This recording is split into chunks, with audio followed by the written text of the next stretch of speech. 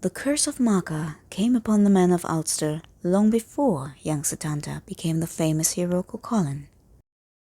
But even though Cuchulainn doesn't play a part in the story, the curse of Maka played an important part in the life of Cuchulainn, especially in one of the most famous legends surrounding him, the Táin Bó Cúailnge, the cattle raid of Cooley. So, to better understand the circumstances that shaped the life of the greatest hero of Irish mythology, let's take a look at how the mistreatment of an Irish goddess impacted generations of Ulstermen. There once was a farmer in Ulster called Crinne.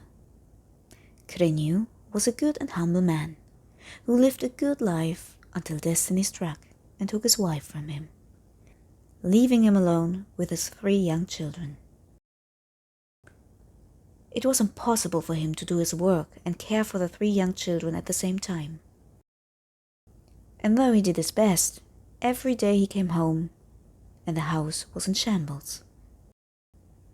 He knew that this was no way to raise children, but he had no choice but to go into the field each day to earn a living for himself and them. And every day his heart filled more and more with sorrow. But then everything changed. One day he came home, fully expecting to find the house in shambles like always. But when he opened the door, he found the house as clean and neat as you can possibly imagine. He looked around and saw his children, also clean and neat, and quietly playing. He was confused. What had happened? But then his gaze fell upon the fireplace, where he found a young and beautiful woman sitting and sewing. He barely dared to speak, for he feared that it was just a dream, and he could wake up as soon as he opened his mouth. Instead, he just went to the fireplace and sat down next to the beautiful stranger. And there they sat for a while, until dinner time came along and the young maiden got up to cook the most delicious dinner for the young family. After they ate together, she brought the children to bed, and again sat down next to Crinne at the fire. And when it finally was time for Crinne to go to bed, the young maiden followed him and shared the bed with him. It wasn't before the next morning that she finally started to speak. She introduced herself as Maka and declared that she had decided to be Crinne's wife. She promised that she would bring him good fortune and be the best wife and mother to his children that he could ever imagine.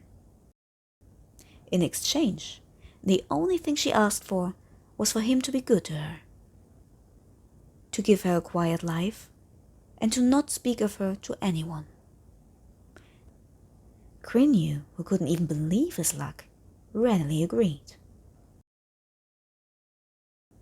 They lived together happily, and Maka seemed to be the perfect wife. But Crinne knew that she must be one of the fairy folk, for her feet barely touched the earth when she walked, and when she played with the children, she seemed to be as fast as the wind. But he didn't care, for she was the perfect wife to him. And indeed she brought him good fortune and abundance, and he loved her dearly. The story could end here, don't you think? A happy ever after. But sadly, it didn't. After they lived together happy for a while, their fortune seemed to be perfect when Maka felt pregnant. She was already close to her due date when an invitation arrived at her home. An invitation of the young king of Ulster, Croagh Mac Nessa, for a big feast at his court. Maka didn't want to go, since, like she had declared before, she wanted a quiet life. But when she saw how dearly Crinne wanted to attend this feast and to enjoy the company of others, she told him that, despite her better knowledge, he could go, since he surely would be back before she gave birth. But he had to remember his vows, to never speak of her to others, no matter what. For if he did, she would have to leave him. Criniu agreed and went on his way. What Criniu didn't know was that this feast was first and foremost a chance for Crower to show off his new horses. The men watched one horse race after the other, and every time the horses of Crower won with ease. But despite the predictability of the outcome, Criniu just enjoyed the whole atmosphere and the socializing with his fellow Ulstermen. Criniu enjoyed feast and drink, but got more and more annoyed to listen to the boasting of the men around him. They boasted about the beauty of their wives, and Criniu, remembering the warning of Marka not to talk about her, held his mouth shut, even though he knew she was even more beautiful. They boasted about the talents of their wives in needlework and cooking, and Criniu kept his mouth shut, even though he knew his wife was even better. But when Crower didn't stop to boast about his horses and that nobody would be able to beat them in a race, he finally couldn't help himself but to boast himself.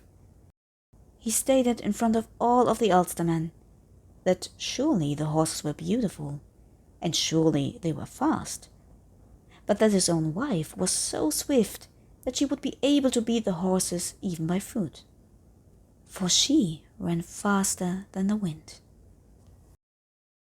This mindless comment towards the king caused an outrage. How could he say something like that?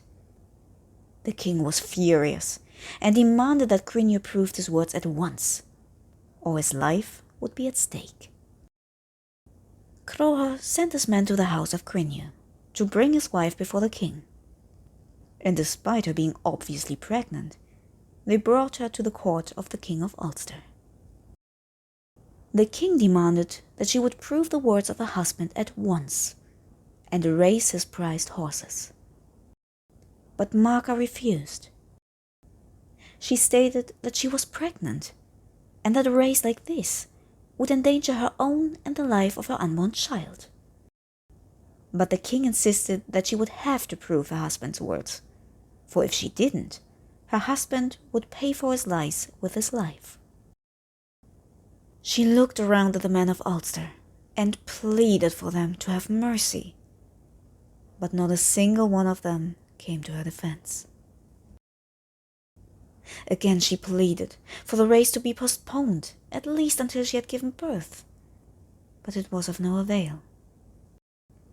Seeing that she had no choice, she addressed the men of Ulster once more, stating that they all would regret paying a pregnant woman so little respect, just for their pride. They would all pay the price for this. Out of a hunch, Crower asked her who she was to speak so boldly, and Marka introduced herself as Marka, daughter of Sandri MacImba, of the Otherworld. And she stated that her name and the name of her child will forever be bound to this place, to remind everyone what happened here. Then she made herself ready for the race, while Crower readied his horses. The race was held just outside of the fort of Crower, on an even plain, so that neither Marka nor the horses would trip. Once all the men of Ulster had gathered to watch the spectacle, the race started. Surely the king's horses were fast, but Marka's feet barely touched the ground, and she kept up with the horses at ease. But while she was running, the pains of birth came over her, and she screamed in agony.